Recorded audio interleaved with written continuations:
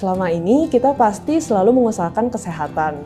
Tapi pernahkah kita berpikir bahwa yang sehat itu bukan hanya badan, tapi juga harus sehat mental? Apa sih sebetulnya sehat mental itu? Menurut WHO, jadi definisi sehat mental itu adalah kondisi di mana kita sebagai pribadi itu sadar akan kesejahteraan psikologis diri. Kemudian kita juga mampu mengelola stres dengan wajar, mampu bekerja secara produktif sehingga dapat menghasilkan, dan juga bisa berperan aktif dalam lingkungan.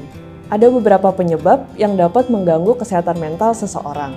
Misalnya stres berat, atau dari genetik, bisa juga terjadi kehilangan orang-orang terdekat, kemudian ada yang mengalami kekerasan, trauma, atau pelecehan.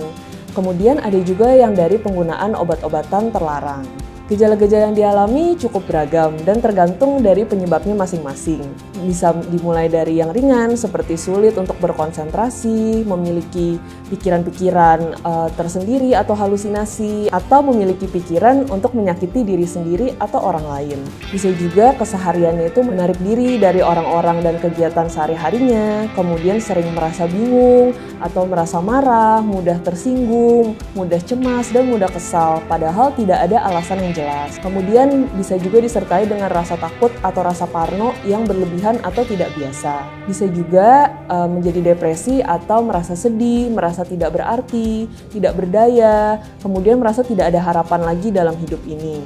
Gejala-gejala yang lain bisa juga diperhatikan bila orang di sekitar kita memiliki perubahan drastis. Misalnya dalam kebiasaan makan, dia jadi banyak makan atau dia jadi tidak mau makan sama sekali. Bisa juga terjadi perubahan-perubahan yang terlihat secara klinis, yaitu misalnya dia merasa lelah yang signifikan padahal tidak beraktivitas, tidak ada energi atau energinya menurun, atau juga mengalami masalah tidur sehingga bisa sampai tidak dapat melakukan aktivitas sama sekali. Misalnya tidak bisa merawat anaknya, tidak bisa berangkat ke sekolah, atau berangkat kerja.